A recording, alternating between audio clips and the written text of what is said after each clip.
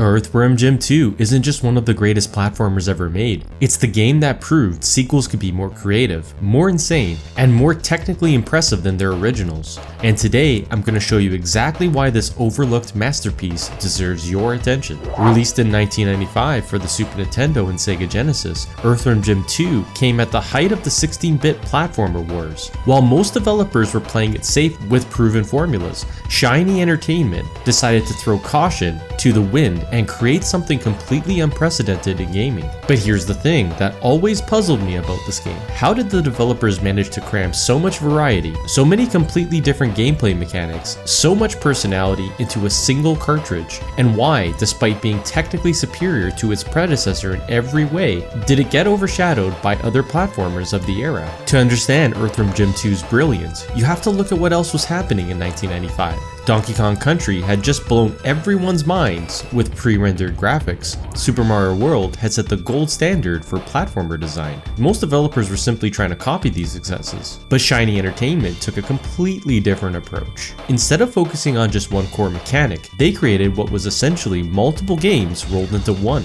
You've got traditional platforming levels, yes, but then you're suddenly piloting a rocket ship, playing an arcade mini-style game about catching puppies, or navigating through a character's digestive system. The genius wasn't just in the variety, it was how they made each section feel completely unique while maintaining the game's signature sense of humor. Every level introduces new mechanics without overwhelming the player. The drill sequences in Lorenzen's soil feel like a completely different game from the inflation mechanics in the evil cat levels, yet they all distinctly feel like Earthworm Jim. Critics at the time praised the game's animation, and rightfully so. The character sprites are incredibly fluid, with more frames of animation than most entire games. But what really set it apart was the sound design and music. The composers created this perfect blend of orchestral grandeur and cartoon zaniness that perfectly matched the on-screen action. Technically, this game was pushing the 16-bit hardware to its absolute limits. The multiple gameplay styles, the detailed backgrounds, the smooth scrolling. It's honestly incredible what they achieved with the technology available.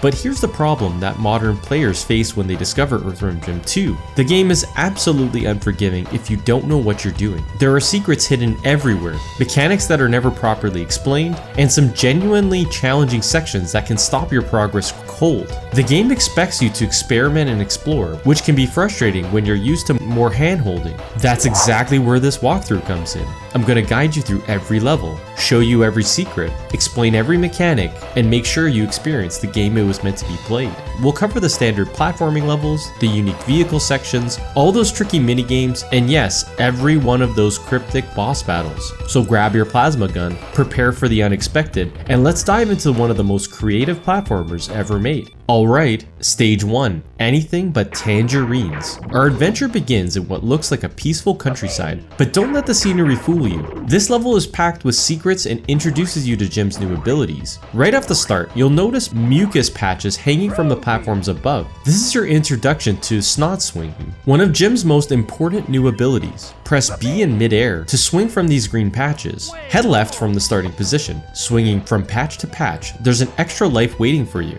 As you progress through the level, you'll encounter those octopus enemies with muskets. Here's a pro tip. While you can whip them for a quick kill, it's often safer to use your plasma gun from a distance, especially when they're clustered together. Now here's where things get interesting. You'll come across a pig pen labeled Happy Oinkers. Stay in the pen and press down to grab a pig. Yeah, you heard that right. You'll need this little guy to get past the goldfish and its drone cat companion. The pig acts as a distraction, allowing you to slip by undetected. Okay, let's kick things off easy. What year did Earthworm Jim 2 blast onto the Sega Genesis and Super Nintendo? Drop it below. Fun fact, the game's ending reveals that Jim, Princess What's-Her-Name, and Psy-Crow are all cows in disguise. Because of course they are. This is Earthworm Jim we're talking about.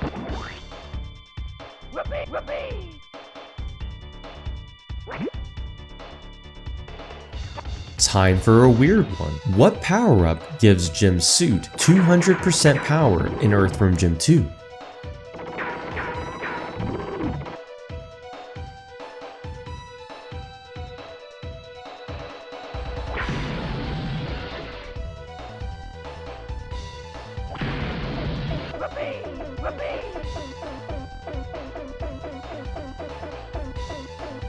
The stairs section is where many players get stuck. You control the speed with the D-pad, forward speeds up, backward slows down. To get past those grannies, the pattern is speed up, speed up, then slow down. It's all about timing and observation. Later in the level, you'll encounter weighted plugs that need to be lifted. Grab pigs from the heavy pig's pen and place them on the wooden platform. 2 pigs should be enough to counterbalance the plug and open your path forward. Some secrets to find. The tree hole secret. Before the Happy Oinker's pen, look for a large tree with a hole. Position yourself so you can see Jim through the hole and jump for 32% suit power and 1,000 3-finger gun rounds. The Post Stair Climber Cavern. After the stair climber, drop off the rail and parachute left to find a secret cavern with 12 homing missiles and a television.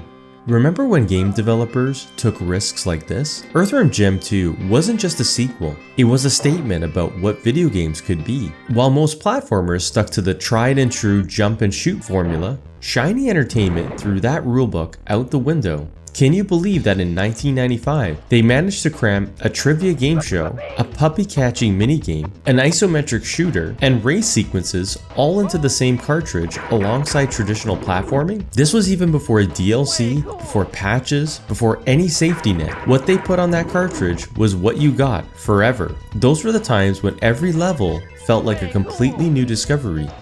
You'd finish anything but Tangerines, thinking you understood the game. Then suddenly you're drilling through soil in Lorenzen soil, then piloting a rocket ship in the Flyin King. Each level was like unwrapping a present. You never knew what gameplay mechanic would be waiting for you next. The Snott character perfectly captures the era's creativity. Instead of just giving Jim a double jump or a wall climb like other games, they created this booger companion that could function as both a swinging mechanism and a parachute. It was weird, it was gross, it was brilliant, but hey, it was everything that made 90s gaming special.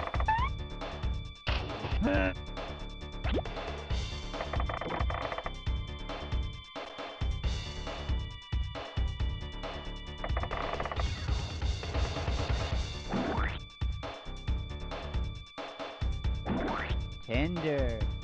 Ammo.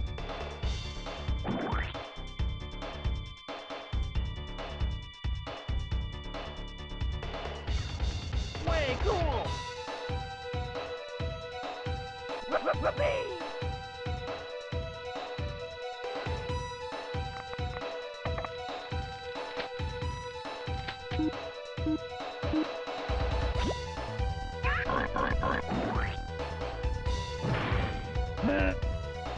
Fun fact, Earthworm Jim 2 was the final game in the series developed by the original creators at Shiny Entertainment.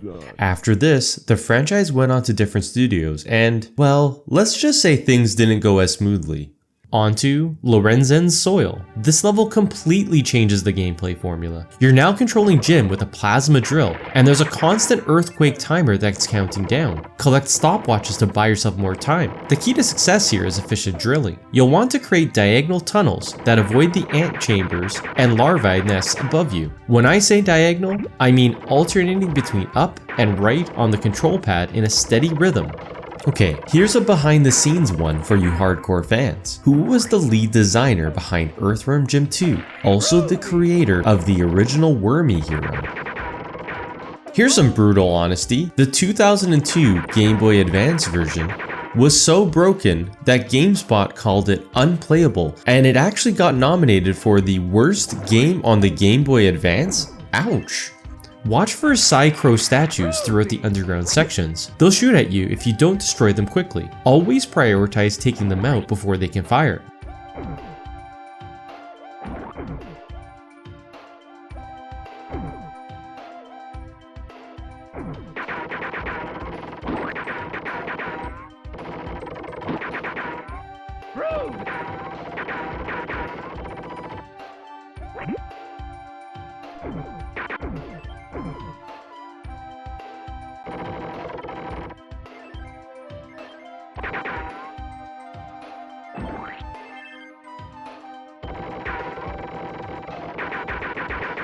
Let's talk reviews. While most versions were praised, what handheld port got destroyed by critics in 2002 for being glitchy, ugly, and basically unplayable?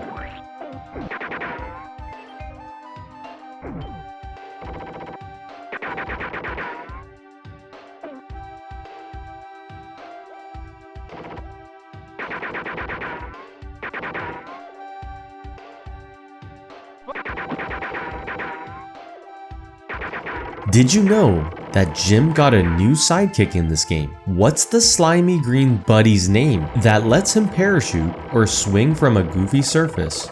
The low tunnel sections are particularly tricky.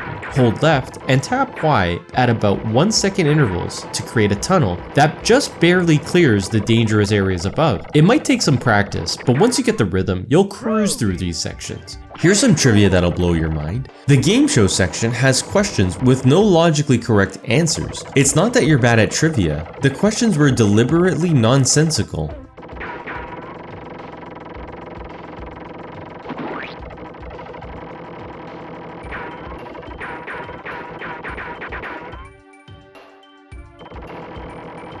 Here's one for the sharpshooters. In the isometric stage, the Flyin King, who's the slimy villain you take on while escorting a bomb? Near the end, you'll encounter flames that need to be extinguished. Drill at the soil directly above them to put them out and clear your path. Not every sequel ends with a boss fight. What's the final challenge of Earthworm Jim 2 instead of a traditional showdown? Fun fact, Earthworm Jim 2 was nominated for Video Game of the Year in 1995, but lost to Donkey Kong 2. Honestly, that's pretty good company to lose to.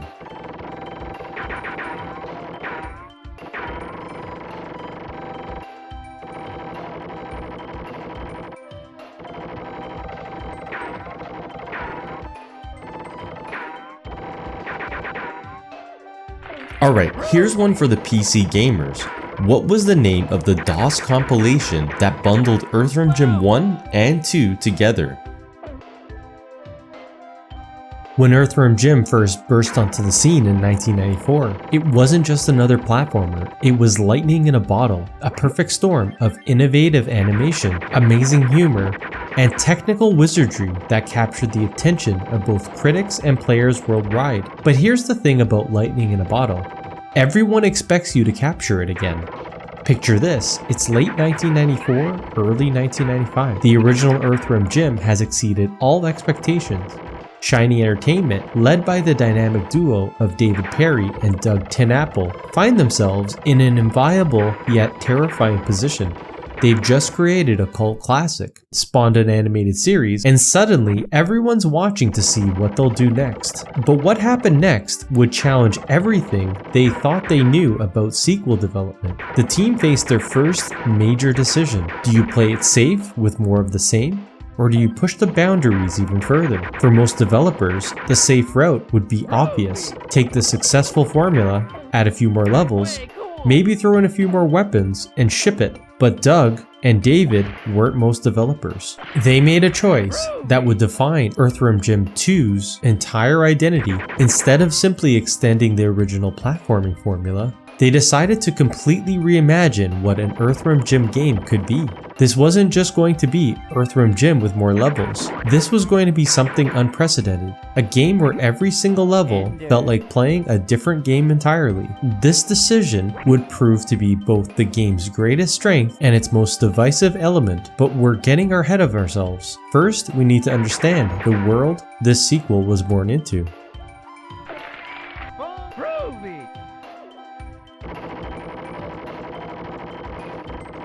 Alright, for the hardcore collectors, here's a deep cut. The Genesis version of Earthworm Jim 2 was released in Japan in a really unusual way. Do you know how it was?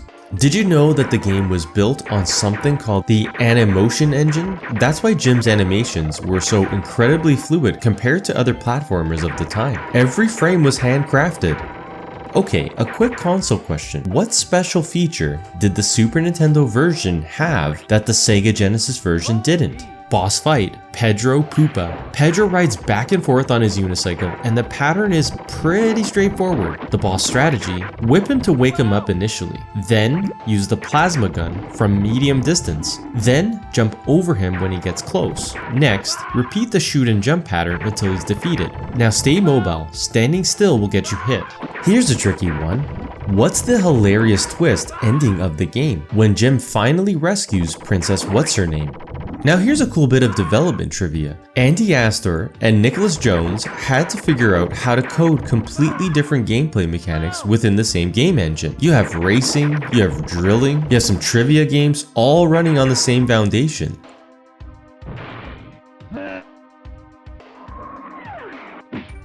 Okay, are you ready for a challenge? In the bizarre level, Villi People, Jim disguises himself as what odd creature? Onto Puppy Love, the sub-level. This is one of those completely unique Earthworm Jim experiences. Psychro is throwing puppies out of a building, and you need to bounce them safely across the courtyard using a giant marshmallow. The controls are simple, but the execution is tricky. Use the control pad to move left and right, A to dive for puppies, and B to change direction quickly. The key is positioning yourself to catch the puppy's trajectory, and bouncing them at the right angle to reach Peter's house. This minigame appears 3 times throughout the adventure. Each time gets progressively more challenging. Don't let too many puppies hit the ground, or Peter will, well, let's just say he won't be happy. Okay, picture this. It's November of 1995. Toy Story just hit theaters. Windows 95 is changing how we think about computers, and in the world of gaming, the 16-bit wars are reaching their absolute peak. Donkey Kong Country had blown everyone's minds the year before with those pre-rendered graphics, and every developer was scrambling to find their own way to push the Super Nintendo and Sega Genesis to their limits. Then along came Shiny Entertainment with something nobody saw coming, Earthworm Jim 2. Not content to simply improve on their original formula, they decided to create what was essentially 5 different games packed into one cartridge. Now back in the day,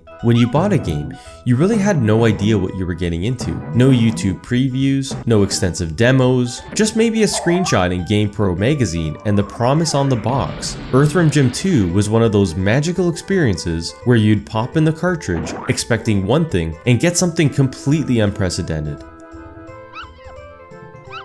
Alright, here's an accolades question. Earthworm Jim 2 was nominated for Video Game of the Year in 1995, but what legendary SNES sequel beat it out for the award? To truly understand what made Earthworm Jim 2 special, we need to step back and examine the gaming ecosystem of 1995. This wasn't just any year in gaming history, this was a pivotal moment when the entire industry was transforming before our eyes. The 16-bit era was reaching its crescendo. The Super Nintendo and Sega Genesis had been battling for supremacy for years, pushing developers to squeeze every ounce of performance from the hardware that was rapidly approaching its limits. Meanwhile, on the horizon loomed something that would change everything.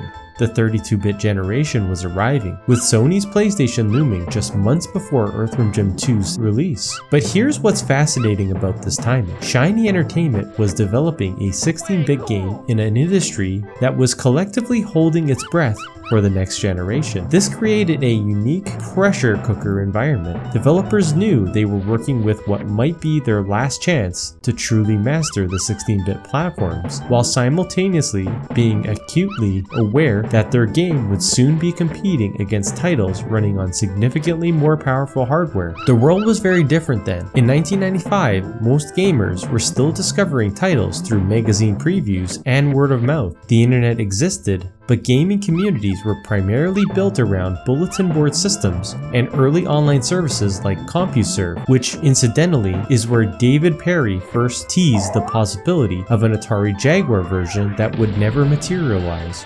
This was also the era when game developers were still largely unknown to the general public. Unlike today, where developers have social media followings and public personas, figures like David Perry and Doug TenNapel were industry legends working behind the scenes. The animated series had only just launched in Europe, meaning that for players, their first exposure to Earthworm Jim's expanded universe would come through this sequel. The market pressures of 1995 were unlike anything we see today. Publishers were still figuring out how to market character-driven franchises, and the relationship between games and other media was in its infancy. Playmates Interactive wasn't just publishing a video game, they were nurturing a multimedia franchise that included toys, an animated series, and now this crucial sequel that would determine whether Earthworm Jim had staying power or was just a one-hit wonder. To understand why this mattered so much, think about the gaming icons that were being established during the time period. Donkey Kong Country had redefined what 16-bit graphics could achieve. Sonic was locked into his epic rivalry with Mario, and new franchises were emerging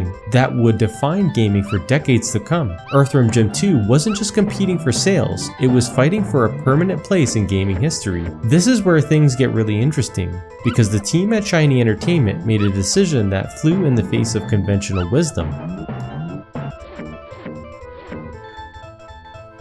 Okay, the reception gets fascinating when you look at the different versions. The Genesis and Super Nintendo versions were universally praised, but watch what happens when the game was ported to more powerful hardware. Computer and Video Games gave the PlayStation version a brutal 3 out of 10, complaining about the lack of improvements despite the obviously more powerful hardware. Sega Saturn magazine, while acknowledging the game's excellence, dismissed the Saturn version as a great game a year ago on a different console. The criticism reveals something fascinating about the mid-90s gaming landscape. Critics were beginning to expect technical improvements with every port, a mindset that would define the industry for decades to come. But it also shows how perfectly Earthworm Jim 2 was crafted for its original 16-bit home. It was so precisely engineered for those systems that simply moving it to more powerful hardware couldn't automatically make it better. On to Villi People. Now we're inside someone's digestive system as Blind Sally. This level introduces swimming mechanics and a completely different combat system. Okay, the most important rule: don't touch the villi lining the digestive tract. These finger-like projections will damage you on contact, so stay in the center of the passages when possible. Those blue sheep-like creatures explode when shot, and the explosions can hurt you too. Always maintain a distance when firing at them. Your plasma gun works underwater, but the projectiles travel slower. Oh, and make sure to collect at least 9 metal worms during this level. You'll need them for the game show section coming up. Here's where the story of Earthworm Jim 2 becomes truly fascinating. When you look at successful sequels from this era, they follow a predictable pattern. Take what worked in the original, refine it, add more content, and deliver a bigger, better version of the same experience. Super Metroid perfected the Metroid formula. Mega Man X2 built upon X1's foundation. Even Donkey Kong Country 2, which would ultimately beat Earthworm Jim 2 for Video Software Dealers Association Video Game of the Year, was fundamentally more than Donkey Kong Country. But Doug and David and their team at Shiny Entertainment looked at this conventional wisdom and decided to throw it out the window. The numbers tell the story of just how radical this decision was. In the original Earthworm Jim, the vast majority of levels followed a consistent run-and-gun platforming formula. Sure, there were the infamous Andy Asteroid segments that broke things up, but the core experience was cohesive. In Earthworm Jim 2, out of 10 levels, only 3 followed the traditional platforming mechanics. Think about that for a moment. They looked at a successful formula and decided to use it for less than 1/3 of their sequel. But then something happened that nobody expected. It worked. The team's willingness to completely reinvent their own formula with each level created something unprecedented in platforming games. Anything but Tangerines felt like classic Earthworm Jim. Villi People transformed the game into an atmospheric swimming experience set to Beethoven's Moonlight Sonata. The Flyin King became an isometric shooter. Inflated Head turned Jim into a living balloon navigating vertical challenges. This wasn't just variety for variety's sake. Each level was a fully realized gameplay concept that could have anchored its own game. The brilliant thing about this system was how it kept players consistently off balance in the best way possible. Just when you thought you had figured out what Earthworm Jim 2 was about, it would completely change the rules. The quiz section in Villi People perfectly exemplifies this philosophy. After navigating through intestinal passages as a blind cave salamander, players suddenly found themselves in a game show answering questions like, what is the average rainfall in Miami? With multiple choice answers including purple, moo, and yes. The correct answer, by the way, was usually none of the above. This was humor, but it was also something deeper. It was a complete deconstruction of video game logic. While other games trained players to expect logical cause and effect, Earthworm Jim 2 delighted in subverting those expectations at every turn. The team faced their biggest challenge when they realized this approach created a fundamental problem. How do you teach players to play a game that consistently changes its own rules? Traditional level progression assumes players are mastering a consistent set of mechanics, but Earthworm Jim 2 demanded that players be ready to learn entirely new control schemes and gameplay concepts multiple times throughout their playthrough. This is where the technical team's expertise became crucial. Every one of these diverse gameplay styles had to feel polished and complete, not like minigames or afterthoughts. Andy Astor and Nicholas Jones, the game's programmers, weren't just coding a platformer, they were essentially building multiple games within a single cartridge. Speaking of which, the game show section. This game show is one of Earthworm Jim 2's most memorable sequences. Here are some key answers to get you through. How does Jim spell his first name? The answer is M-I-J. What color is Jim's red gun? The answer is green. What is the meaning of life? Answer, 42. Jim was born in what state? The answer, Texas. These questions are wonderfully absurd, and getting them right nets you valuable power-ups. If you collected enough metal worms earlier, you'll walk away with Sue power, extra lives, and ammunition. Earthworm Jim 2 arrived at a pivotal moment in gaming history. The industry was growing up, becoming more commercial, more predictable. Publishers were starting to play it safer, focusing on established franchises and proven formulas. The game represented a last hurrah for the kind of fearless creativity that defined the early 90s. It was nominated for Video Software Dealers Association's Video Game of the Year for 1995, losing to Donkey Kong Country 2, which tells you everything about the caliber of competition that year. When Games Master ranked it second in their Games Master Mega Drive Top 10 in 1996, they weren't just acknowledging a good game, they were recognizing a creative high watermark that the industry was already starting to move away from. Years later, IGN would rank it 40th on their top 100 SNES games of all time, specifically praising how the Snott dynamic added a lot to the gameplay experience. That recognition came long after the industry had moved on to 3D graphics and entirely different gameplay paradigms. But the innovation and craft of Earthworm Jim 2 had proved timeless. The tragedy, of course, is what happened to the franchise afterward. Earthworm Jim 3D and Menace 2: The Galaxy were developed by different studios with completely different approaches. They also received generally negative reception. They serve as a reminder that the magic of the original Shiny Entertainment wasn't easily replicated.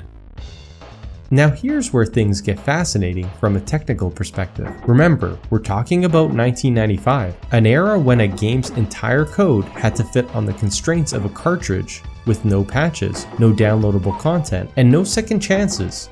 What Shiny Entertainment attempted with Earthworm Jim 2 was essentially cramming 5 different games into the space typically occupied by one. The Animotion engine that powered both Earthworm Jim games was already impressive for its time. It was designed specifically to handle the incredibly fluid, hand-drawn style animation that made Jim feel so alive on screen. But for the sequel, the engine had to do something it was never originally designed for: support completely different gameplay mechanics within the same framework. Consider the technical challenges involved in Lorenzo's Soil, the level that's missing entirely from the PC-DOS version. And there's a fascinating reason for that. This level featured real-time physics simulation, where shooting the ceiling causes dirt to fall and accumulate, creating new platforms dynamically. In 1995, on 16-bit hardware, this was incredibly ambitious. The Genesis version handled it by keeping the level fully lit and simplifying the particle effects. The SNES version added atmospheric lighting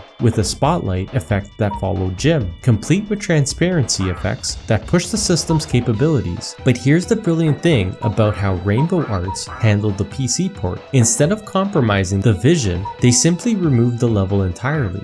The Earthworm Jim 1 and 2, the Whole Can of Worms package compensated by adding CD quality audio, more voice clips, and redrawn graphics. This was a perfect example of playing to each platform's strengths rather than forcing a one-size-fits-all approach. The audio deserves special attention here. Tommy Tallarico's soundtrack wasn't just music, it was an integral part of how each level established its unique identity. The tropical vibes of the Flyin King, the haunting beauty of Beethoven's Moonlight Sonata in the Cave Salamander segment, the frantic energy of the final chase.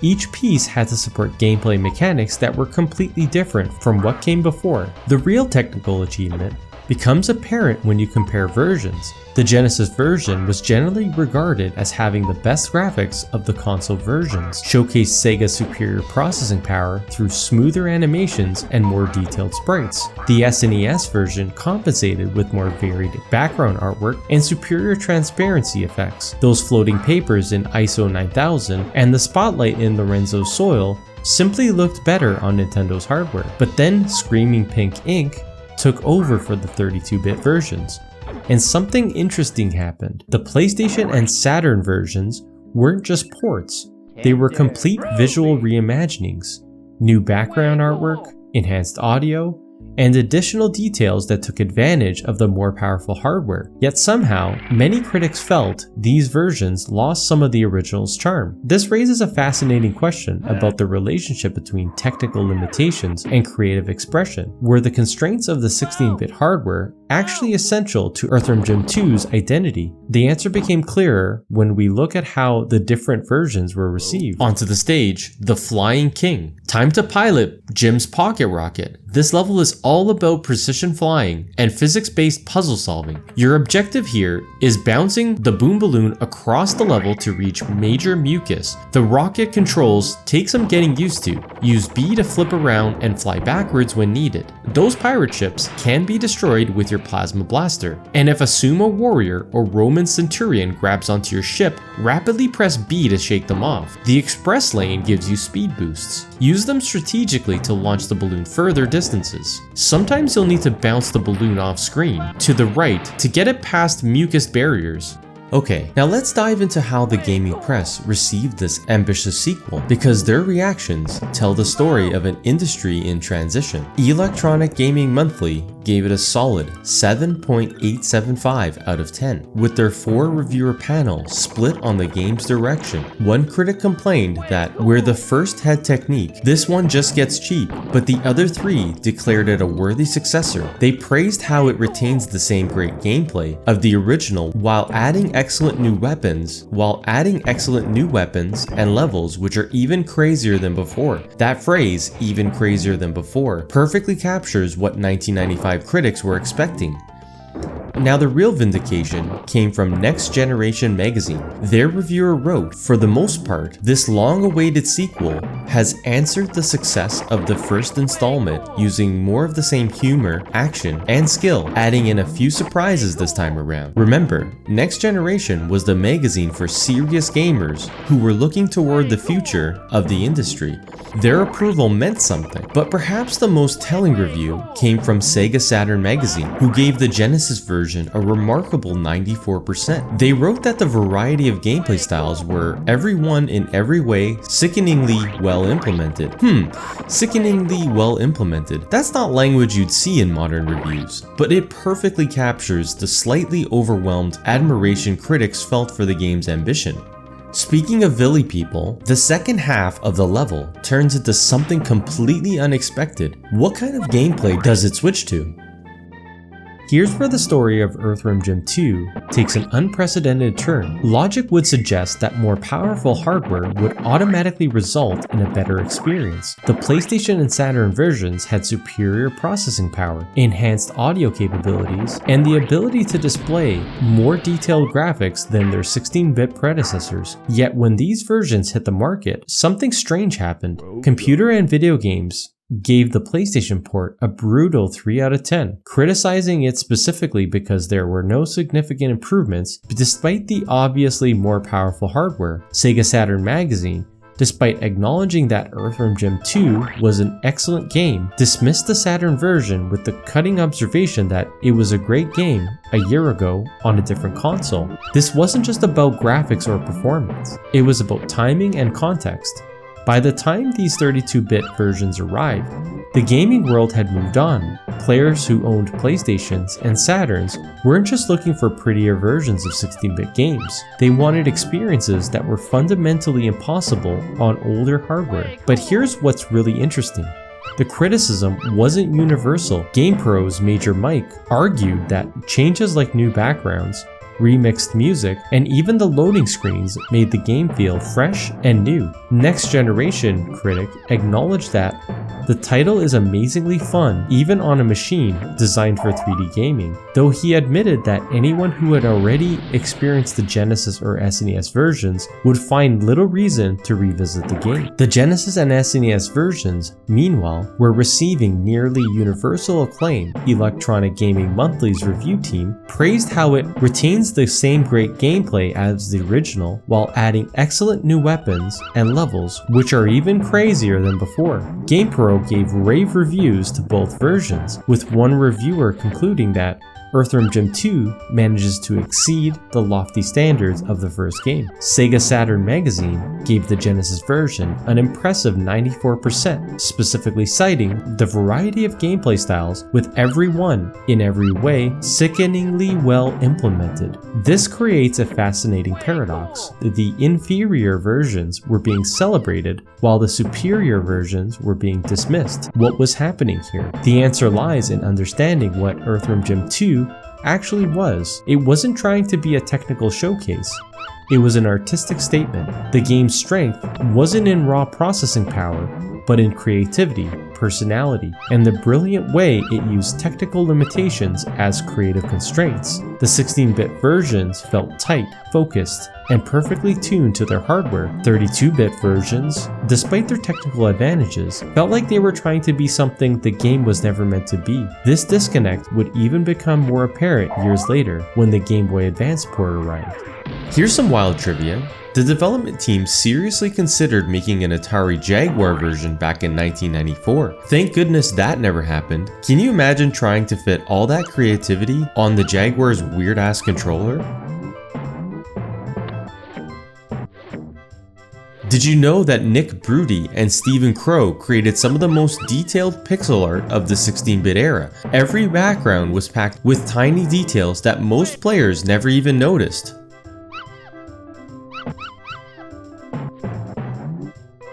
Can you guess which level forces Jim to float around with his noggin blown up like a balloon, dodging spikes and Evil the Cat?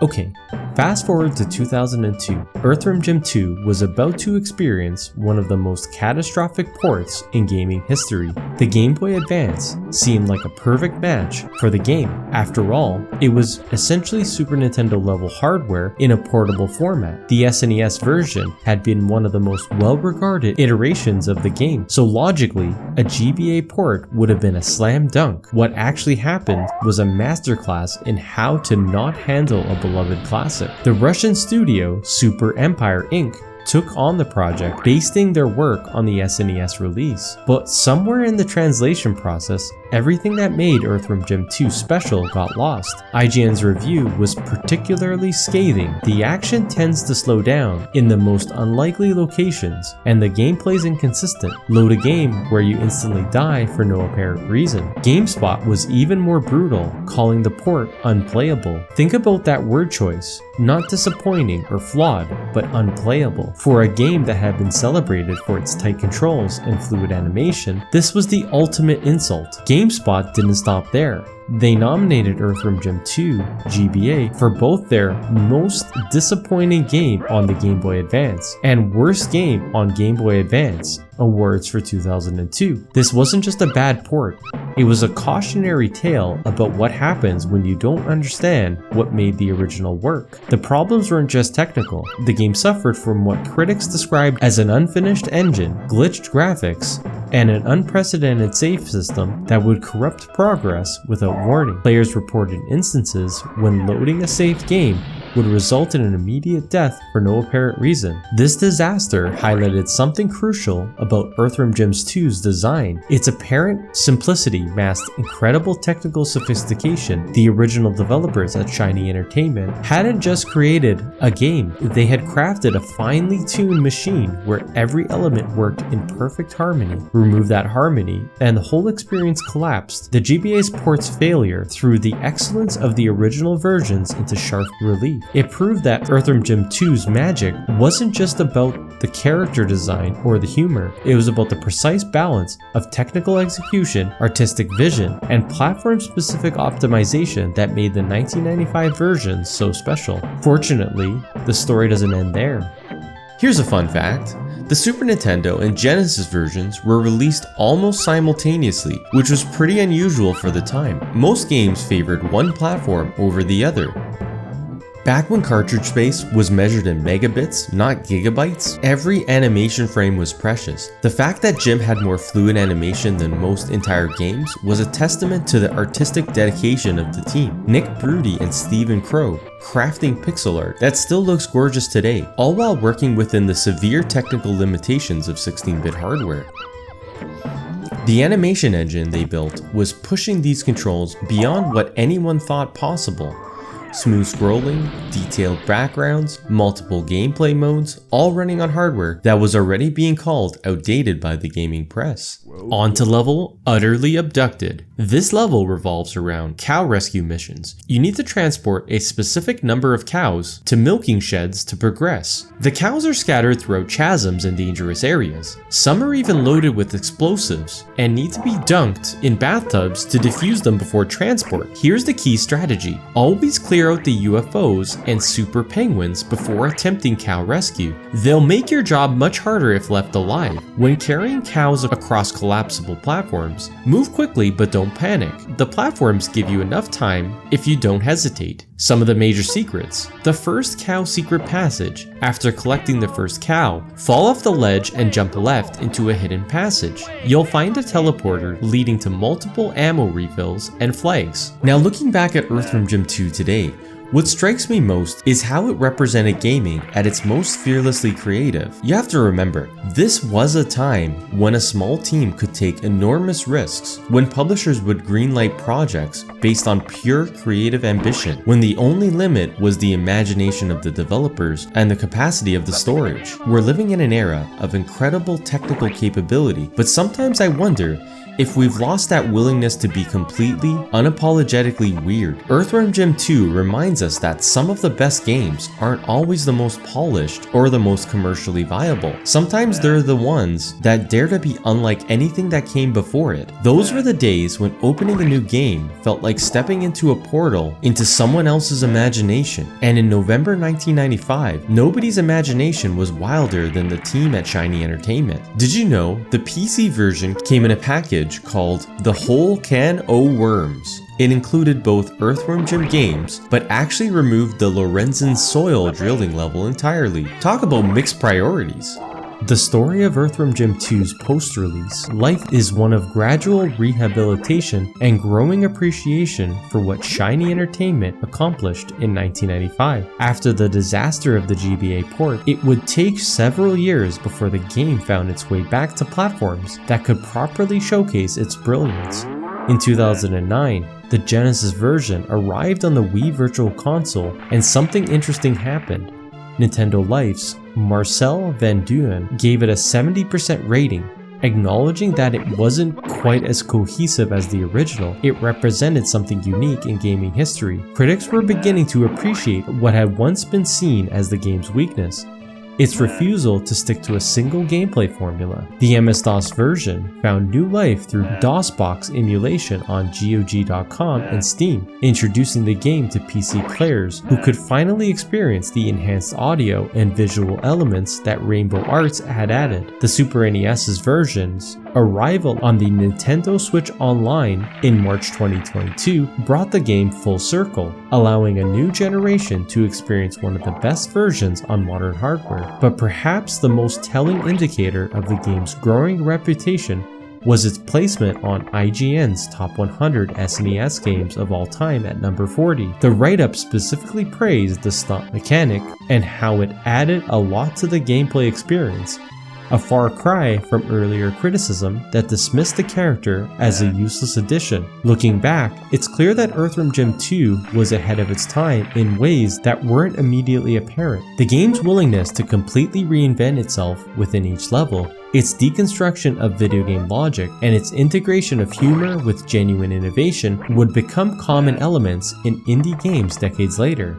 The influence is subtle but pervasive. You can see echoes of Earthworm Jim 2's approach in games like WarioWare, which similarly delights in consistently changing gameplay mechanics and subverting player expectations. The quiz show segment's deliberate nonsensicality predicates the kind of meta humor that would become popular in games like The Stanley Parable. The game's technical achievements also deserve recognition. The way Shiny Entertainment managed to create multiple distinct gameplay experiences within a single cartridge influenced how developers thought about game structure and pacing. The idea that a sequel could be more than just more of the same became increasingly common in the years that followed. Even the game's ending, with its revelation that Jim, the princess, and Psychro are all cows in disguise, feels remarkably prescient. In an era increasingly dominated by cinematic storytelling in games, Earthworm Jim 2's commitment to absurdist humor and rejection of traditional narrative structures was a bold statement that games didn't need to take themselves seriously to be taken seriously. The failed sequels that followed, Earthworm Jim 3D and Earthworm Jim Menace to the Galaxy, only served to highlight how special the original Shiny Entertainment games were. Different developers tried to recapture that magic, but they missed the essential element, the willingness to take creative risks and trust that players would follow along for the ride. Ammo. Funky. So what can we learn from the journey of Earthworm Jim 2? In many ways, it's a perfect case study of how creativity and technical innovation can overcome conventional wisdom about game design. The game succeeded not despite its refusal to stick to a single formula, but because of it. In an industry increasingly focused on establishing and refining genres, Earthworm Jim 2 proved that sometimes the best approach is to throw the rulebook out entirely. The technical achievements were remarkable for the time, but what's more remarkable is how the team used technical constraints as creative opportunities. The different approaches taken for each platform version showcase the sophisticated understanding that great games aren't just about raw power, they're about making the most of whatever tools you have available. The reception history tells us something important about how innovation is perceived. Initial reviews focused on what the game wasn't. It wasn't a straightforward sequel.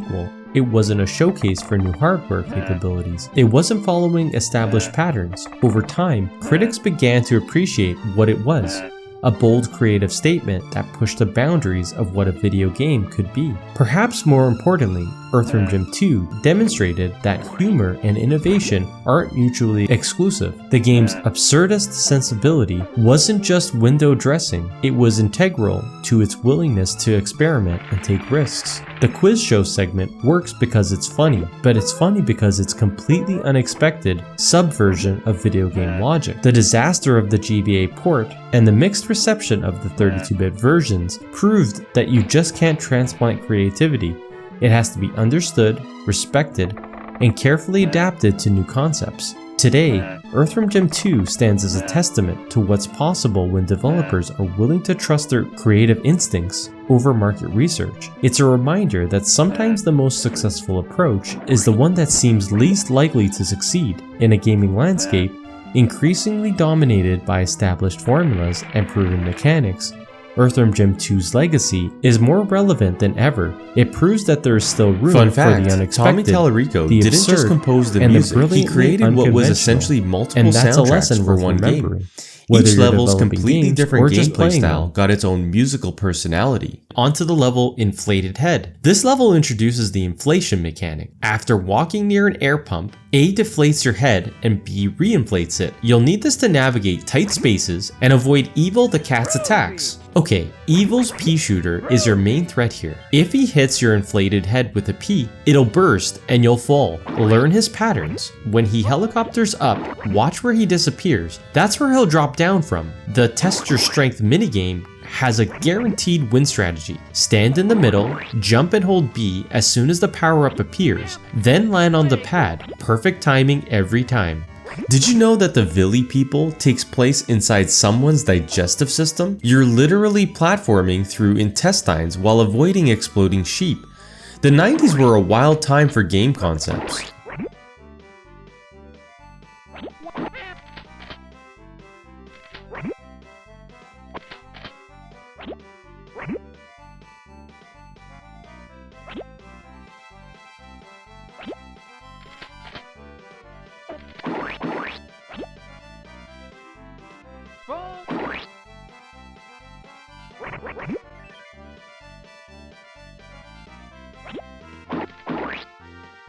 Fun.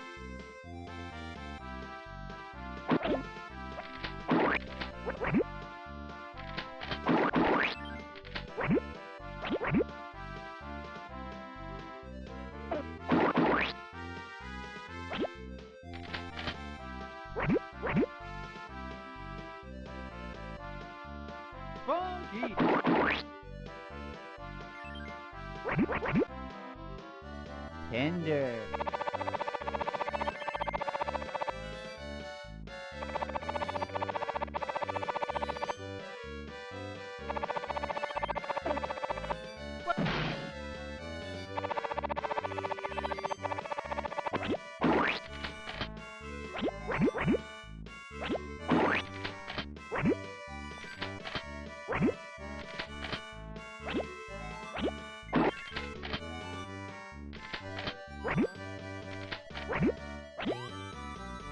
Groovy!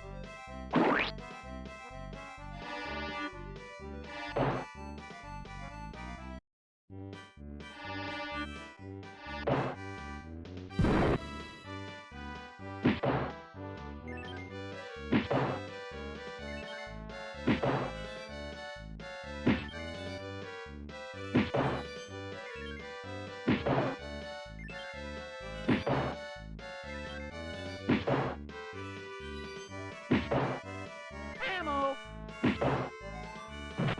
Ammo!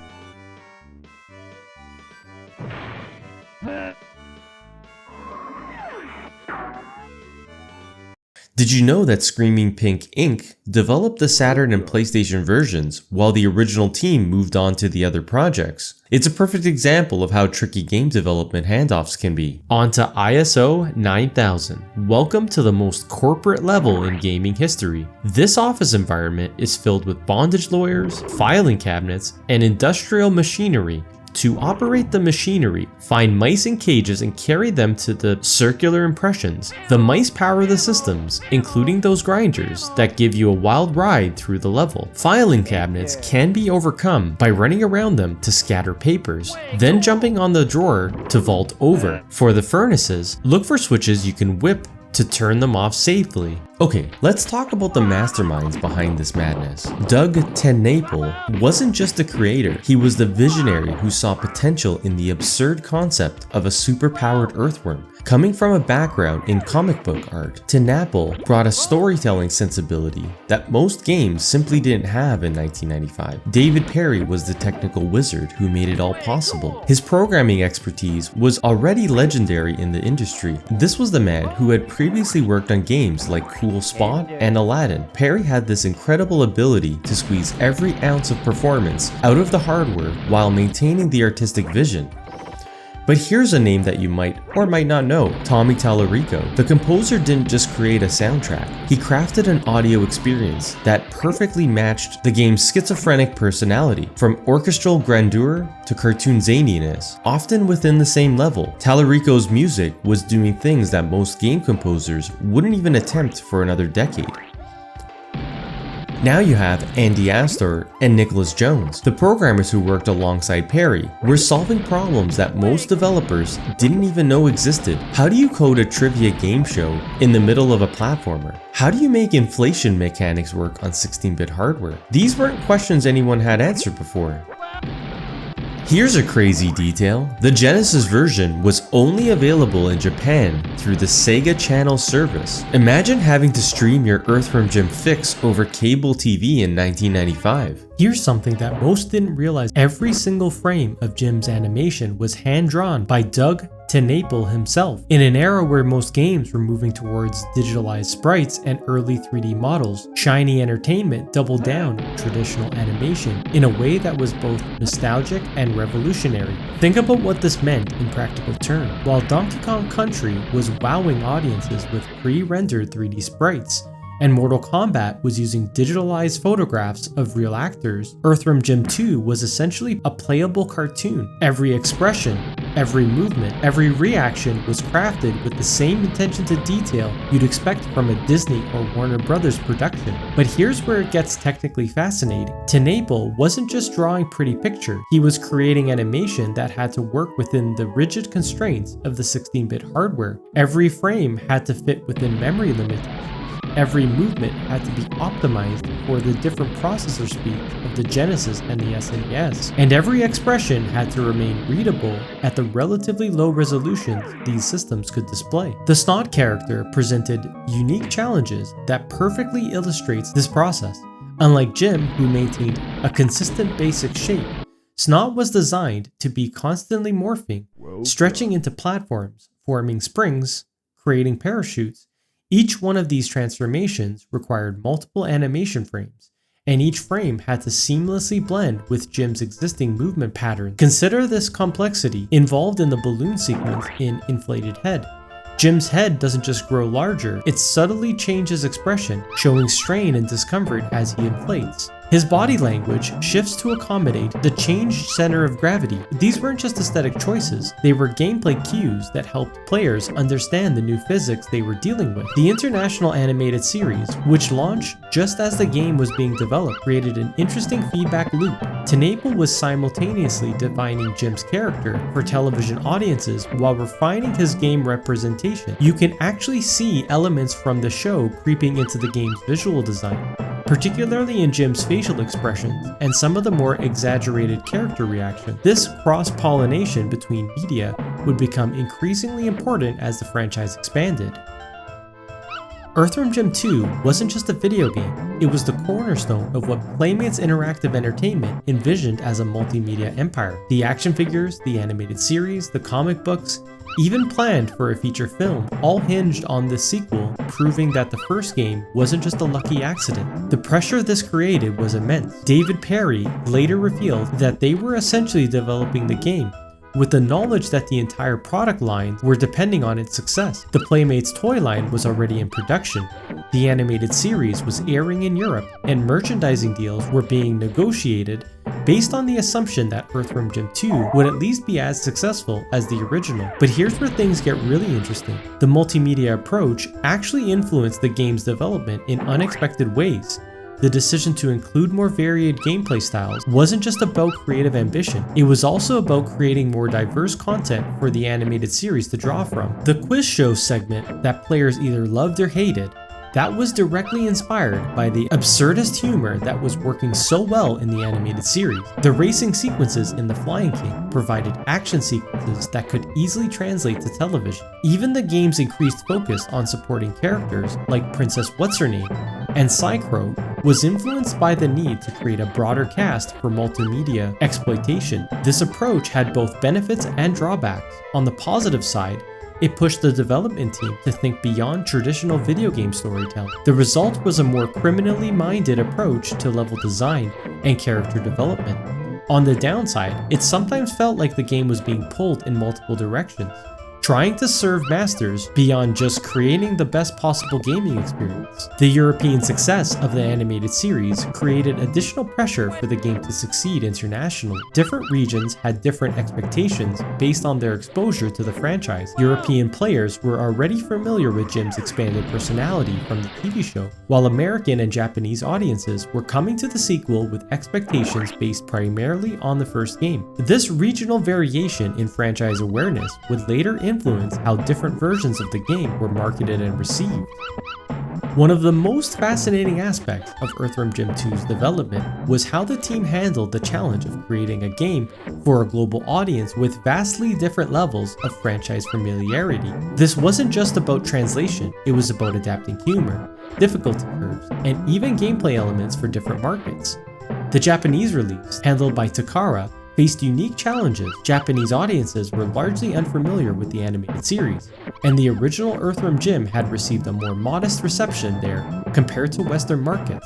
The localization team had to essentially introduce Jim's character from scratch while maintaining the sequel's assumption that players were already invested in the universe. But the most significant regional difference was the complete absence of Lorenzo soil from the PC DOS version. This wasn't a technical compromise, it was a deliberate decision by Rainbow Arts that reflected different expectations about the game's content and pacing in the PC market versus console players. The missing level reveals something crucial about how games were perceived differently from across platforms. Console players expected variety and experimentation, the kind of gameplay diversity that Lorenzen's ball represented.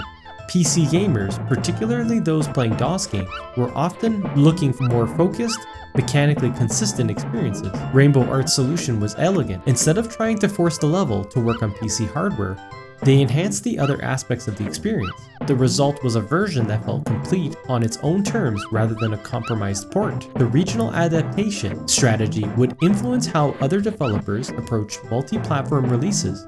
The idea that different versions could legitimately offer different content, not due to technical limitations, but due to audience expectations, was relatively revolutionary for its time. The success of this approach can be seen in how different versions of the game have been preserved and celebrated. Rather than this one definitive version, Earthworm Jim 2 exists as several equally valid interpretations of the same creative vision.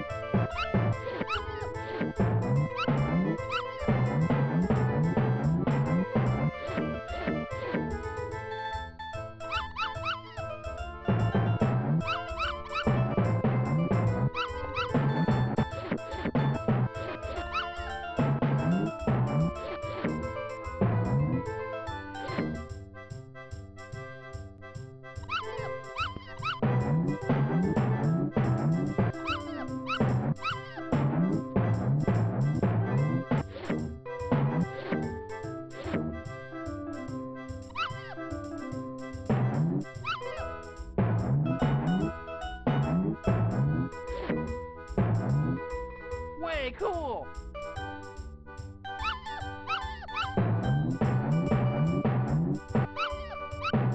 Fun fact, Electronic Gaming Monthly's review team was completely split on the game. One reviewer thought it just gets cheap, while the other three called it a masterpiece. That's the kind of polarizing creativity we're talking about.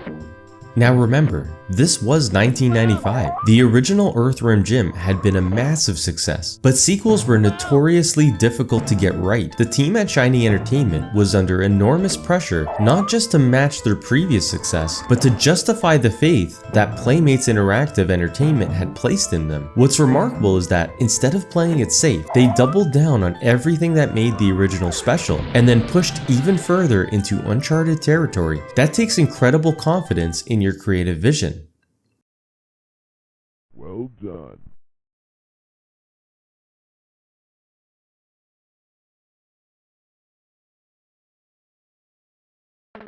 On to level 8, no pun intended. The kitchen level is more straightforward than the previous stages, but it has its own unique hazards. Bendy straws can be whipped or shot to clear them. Avoid landing on forks at all costs. They'll damage you instantly. When the salt shaker appears, either run for cover or destroy it with a homing missile. The hot plates require strategy. Shoot eggs to crack them, then jump on the shells to cross safely. The shells act as temporary platforms over the dangerous surfaces.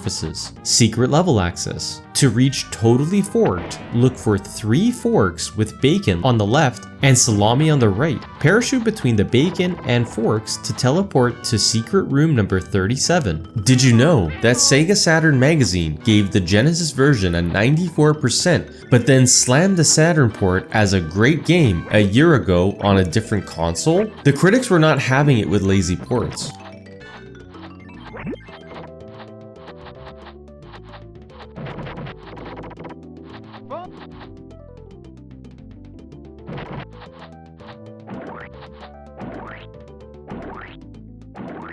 Ammo!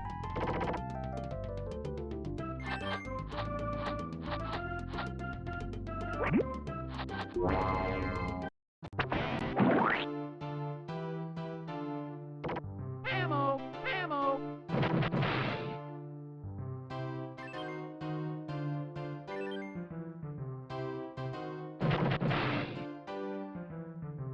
Ammo!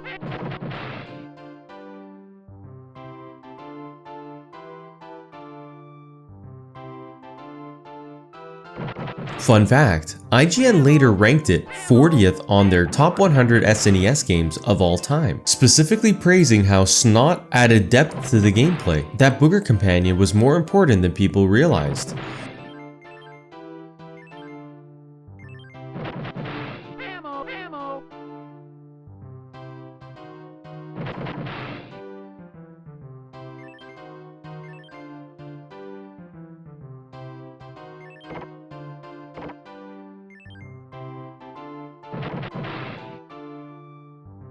Whoopee! Ammo.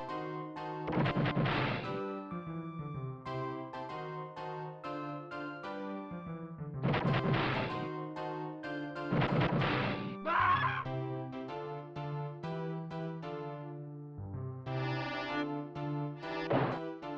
Here's something that aged poorly. Computer and video games gave the PlayStation version a 3 out of 10, just because it didn't add new features for the more powerful hardware. Different times, I guess, different expectations.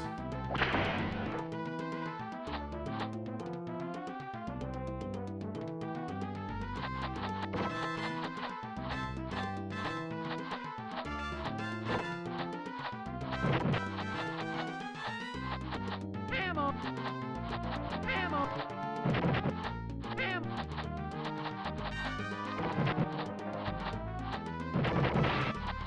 Wait. Ammo.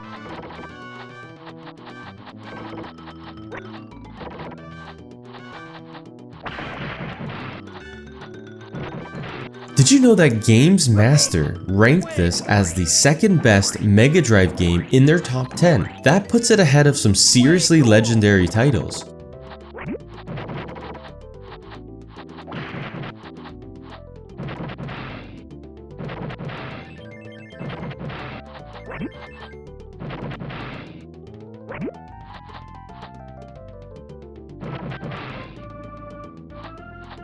Way cool.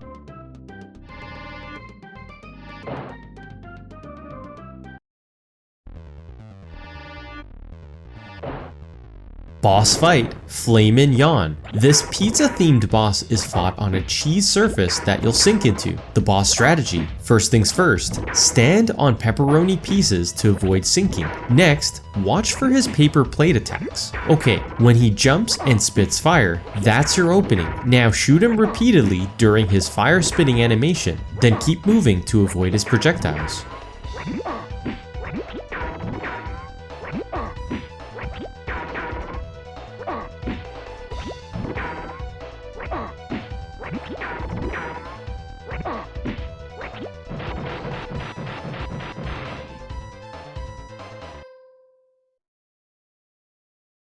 Well done.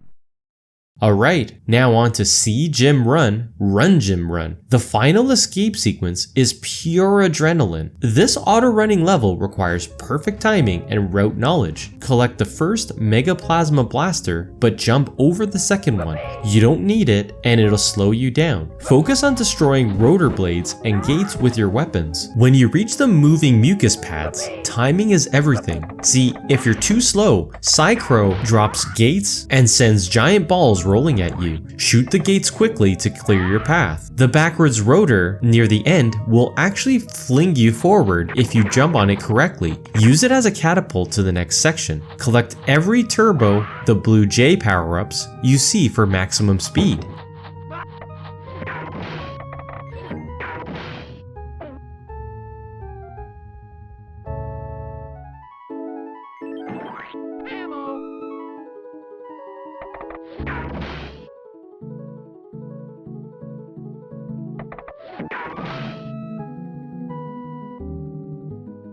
Tender. Whoopee!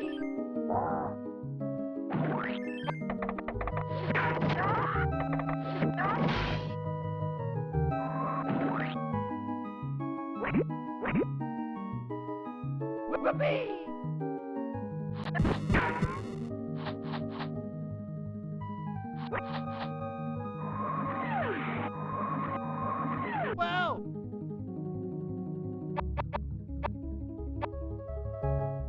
And there you have it, every secret, every strategy, and every trick you need to master Earthworm Jim 2. From the creative level design to the incredible variety of gameplay mechanics, this game truly stands as one of the most innovative platformers ever created. Now, if this walkthrough helped you appreciate why Earthworm Jim 2 deserves recognition as a true classic, smash that like button and subscribe for more hidden gems. Until next time, keep those plasma guns charged and those heads properly inflated. I'm the Retro Kingpin, thanks for watching.